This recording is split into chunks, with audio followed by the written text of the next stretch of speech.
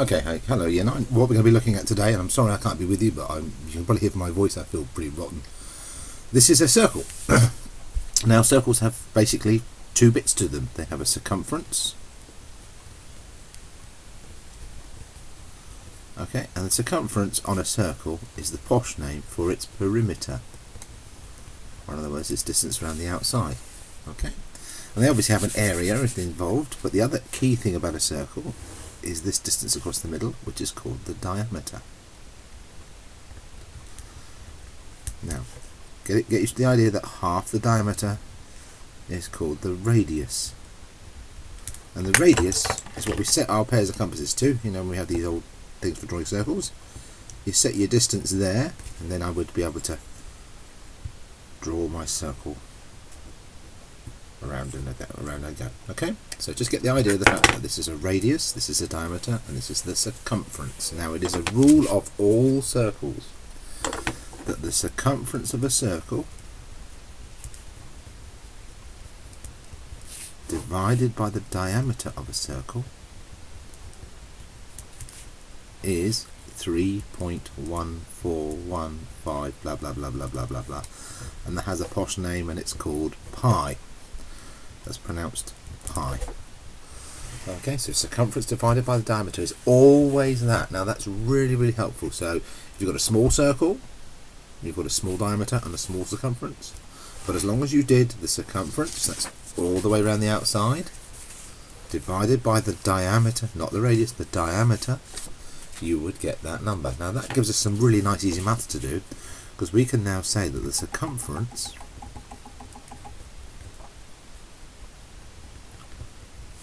equals 3.1415 blah blah blah times by the diameter.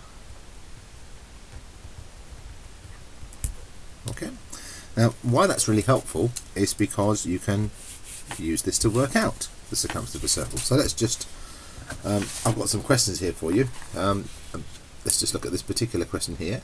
Now, they want you to use pi as 3.14. You can use the pi button on your calculator.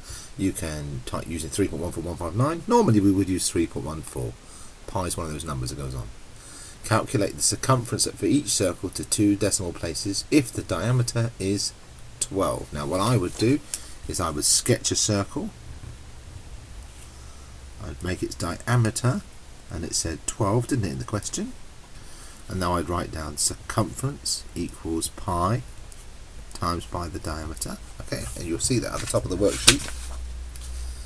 Here's the worksheet. So therefore the circumference is 3.14 times by 12, and it said 12 centimetres, so the answer is in centimetres. So that's how you find the circumference of a circle if you know its diameter. Okay, now, oh, please excuse me. The next set of questions you're going to have to answer are telling you that the radius is 10. Now, the key thing to remember is that the radius of a circle is only halfway. It's from the centre to the outside. That's the radius. So the radius times by 2 equals the diameter. Okay.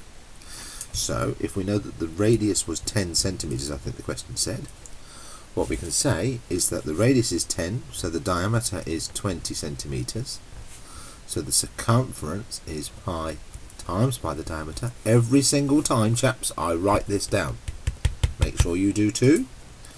And then what we've got is the circumference is 3.14 times by 20, which I'm sure you can work out quite easily as 62.8 centimetres. Okay, so that's how we find the circumference of a circle, going all the way around. Now, on your worksheets, you're going to have some other interesting things to have a look at. Let's show you a couple of examples of those questions. Let's look at this particular one here. This has got 7 and 7, and it's a quarter of a circle.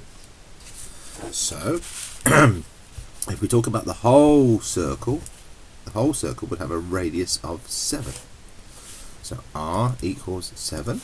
And this was centimetres, in fact, I think, from the question. Yes, it was. Okay, the radius is 7 metres. So we're going to say that the diameter is 2 times by 7, which is 14 metres.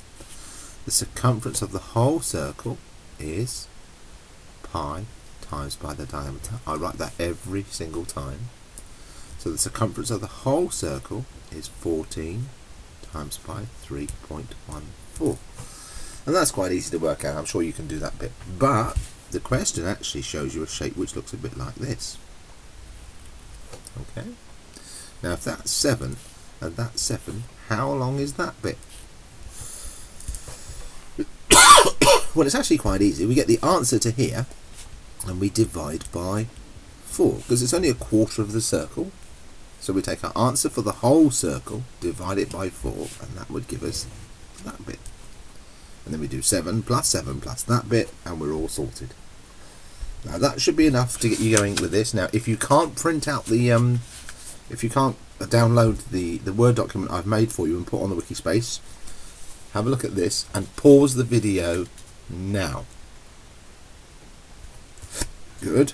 Now have a look at this and pause the video and have a go at doing it. Don't forget to write things down properly. Okay.